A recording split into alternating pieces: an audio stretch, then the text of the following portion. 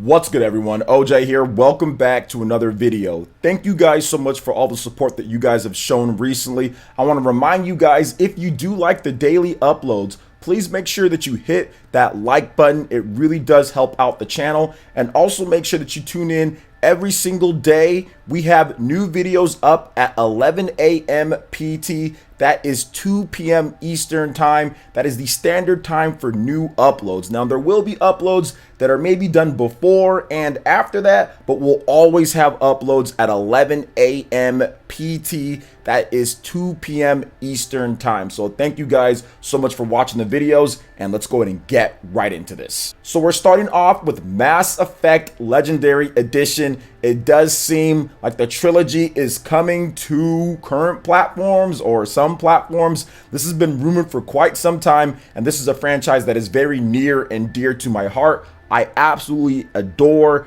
the first, second, and third Mass Effect games. Mass Effect 2 is one of my favorite games of all time. So let's go ahead and get into this topic, guys. So the Game Rating and Administration Committee of Korea, oh man, you know this is real, has rated the unannounced Mass Effect Legendary Edition. Mass Effect Legendary Edition is rumored to be the name of the Mass Effect Remaster trilogy, including Mass Effect, Mass Effect 2, and Mass Effect 3. While still not officially announced, it is said to have been delayed from a previously planned late 2020 release to early 2021. As you guys can see, the rating is right here. It's rumored to come to PlayStation 4, Xbox One, and PC at launch, and then potentially later down the line, it could be released on the Switch, since EA all of a sudden about-faced on releasing some games for the Switch, most of them being older remasters of games, like let's say Burnout Paradise or Need for Speed Hot Pursuit Remastered, stuff like that, or remastering the same FIFA game over and over, but not even remastering, more like re-releasing the same FIFA game. You guys know the deal with EA, but I really do want to see this happen. I think this would be fantastic after the disaster that was Mass Effect Andromeda. That game just had a horrible development cycle. They tried to shove it into the Frostbite engine when it should have just been Unreal Engine 3 or Unreal Engine 4. They just didn't do a great job with the game. I mean, they tried to patch it and make it better, but I think that it really just fell short compared to the other Mass Effect games. I enjoyed Mass Effect 1, 2, and 3 far better, so I think it's a good idea. No need to try to push the franchise forward because you already kind of ruined it in new players' eyes a little bit. Bring back the older games, get those running at 1080p 60 or whatever they're going to do, 4K or checkerboard or whatever the case is. Get those on newer consoles, get people playing, you know, the new generation, and people who maybe missed it back then, get them playing the good Mass Effect games, get them knowing and understanding the whole trilogy and what it stood for in terms of playing the game, making decisions, transferring those over, having good tight combat, great gameplay, good classes, lots of replay value. Mass Effect was absolutely innovative and amazing for its time period. Now, obviously, a lot of it has already been ruined from the internet and watching and all that, so you're not going to get the same effect if you played it or if you play it today instead of back then. However, if you shut yourself out from seeing anything when it comes to spoilers and what's going on, this is an absolutely amazing experience, and I implore all of you guys to get this once it does come out, because this is real. It's going to happen, in my opinion. I've heard so much about it. So when this does come out, definitely check it out. I think it's going to be worth the price of admission. So what do you guys think about this Mass Effect Legendary Edition being rated? Are you guys excited for the game? If you're a first time or a newcomer to Mass Effect, will you be picking this one up depending on how the game looks and everything? Let me know your thoughts in the comment section below. All right, now moving on to the next topic here, guys. We all know Steve is in Super Smash Bros. Ultimate. He got released last night / today if you were in Europe, and there are a lot of adjustments, but not as much as you would think. Now, of course, Steve is in the game. You have Alex in the game, Minecraft, you have Zombie, you have all of those Enderman or whatever the case is. You know, you have all these different Minecraft skins that come with Steve, or echoes, or whatever you want to call it, skins for Steve. They're not really echoes because it's not a separate character on the screen, so just skins that you can use with Alex and Steve. Plus they have spirits, you know, zombie, creeper, skeleton, slime. You guys all know the deal with that. The online, there's been adjustments to that with update 9.0, so they've adjusted things quite a bit. I was playing the 4-player last night, and it ran a lot better than I thought it would. I also played the single-player one-on-one quick play, and of course I got my rule sets like always, and I got my Steve to Elite Smash already, or Alex, I guess. So I got Alex/Steve to Elite Smash already last night, played a number of matches. Everything ran really good. I didn't have any problems. It seemed like they're continuing to adjust that online experience. There was some lag in 4 players, but the people that I was playing with, we knew had a couple like bad connections, but for the most part it ran okay. But the one-on-one ran fantastic, so hopefully you guys are having some good experiences playing one-on-one, and quick playing can get Steve to Elite Smash very quickly. So also another thing here, guys, there are some other things like with the me outfits, the creeper mask, pig mask, diamond helmet, armor, Travis wig. Rip, pour one out for Travis, touchdown again, guys, at least for right now. Bomberman mask and outfit, Gil's helmet as well.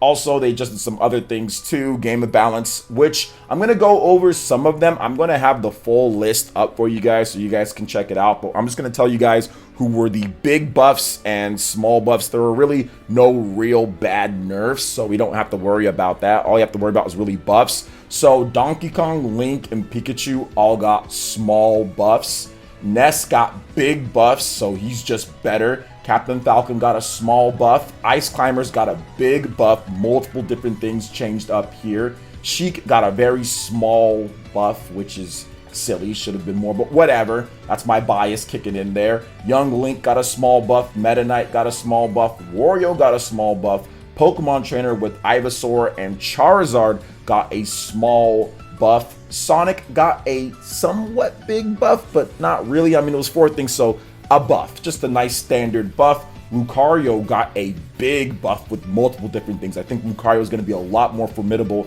online when you guys play. Also, me Sword Fighter got a little buff. Robin got a little buff. Shulk got a standard buff for Shulk, which is good. I want to pick up Shulk, to be honest.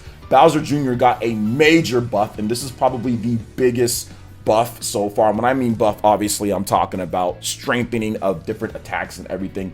Bowser Jr. got multiple adjustments and changes. This guy was kind of bottom tier, so it's good to see Nintendo realizing that and giving him the tools and better stuff that he needs to compete in Elite Smash and in tournaments whenever those come back, or even online tournaments. Ken got a small buff. Bayonetta got a small buff. Ridley got a standard buff. Simon got a big buff. Simon and Richter both got big buffs across the board. The biggest thing for here is the recovery is much better on the up B. Recovery buffs are always good for characters that have trouble getting back to the stage, like Simon and Richter do, or susceptible to getting gimped. So I do love that. Piranha Plant got a small buff. Banjo-Kazooie got a small buff, and Min Min got a small buff as well. So that's pretty much everything. If you want to get the actual details and specifics for each character, make sure you check out the link in the description below.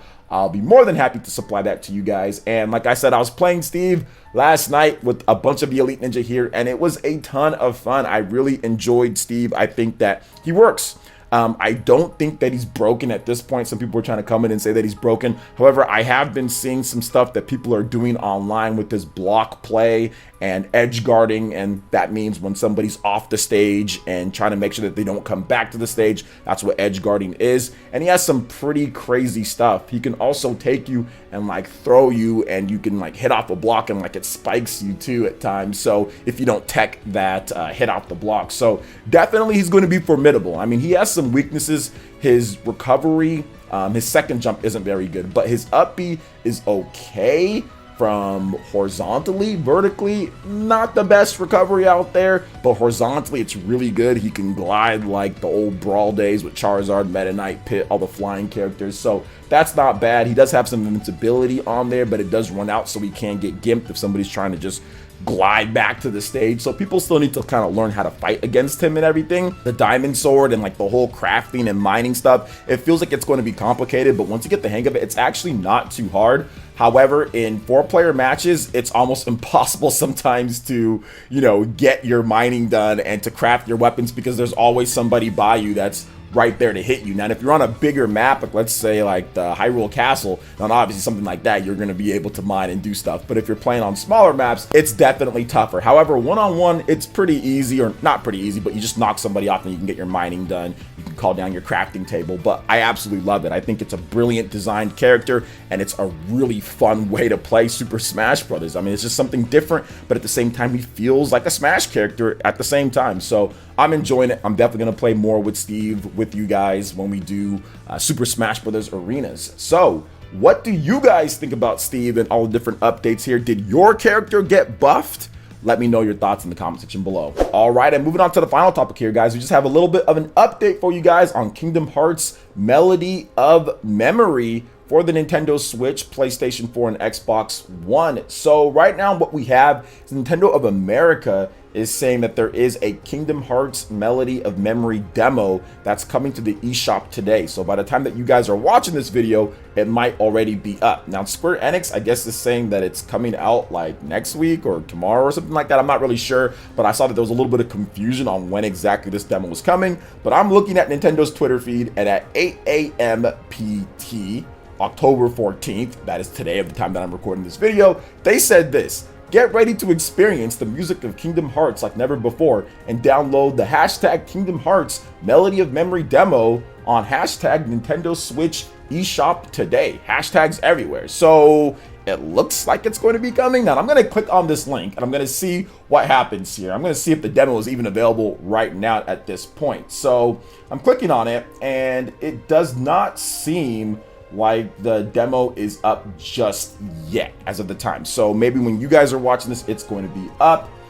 They do have the stuff that you guys can see here. It's 5 gigabytes. Square Enix obviously publishing and developing it. Music action game, up to 8 players. There is online. It supports all the play modes between TV, tabletop mode, handheld mode, and you're going to need Nintendo Switch Online in order to play online with other people. Also, there's Save Data Cloud or Cloud Saves, so that's good as well. It does release on November 13th, 2020, so about 1 month from now, it's going to be coming out. And like I said on Twitter, and people kind of giving me a little bit of, flack for this, but this is the most excited that I've been for a Kingdom Hearts game since Kingdom Hearts 2 on the PS2 and Kingdom Hearts Dream Drop Distance on the Nintendo 3DS. I just haven't been in love with the other Kingdom Hearts games. But I do think that this one is going to be fun, even though it's not a traditional Kingdom Hearts games. I do like the melody type of button rhythm games, Hatsune Miku, stuff like that. I used to play back in the day. I used to play Guitar Hero back in the day. I played with an actual controller, not even the guitar sometimes. However, Rock Band, I played with the actual drums in Rock Band, but I never loved the guitar. I just like playing with the buttons on that. But so yeah, so I'm down for this. I'm definitely going to check it out when it does come out. We'll see if I get a review code or not. If not, I'll just buy the game. But either way, what do you guys think about all the different topics here? Let me know your thoughts in the comment section below. All right, guys, that wraps it up for this video here. Check out the links in the description. We've got Twitter. Go and give us a follow on there. Stay up to date on all the latest gaming news and information. Also, make sure you like, comment, and subscribe, and share this video if you can. Thank you guys so much for watching, and we'll catch you for the next one. Peace.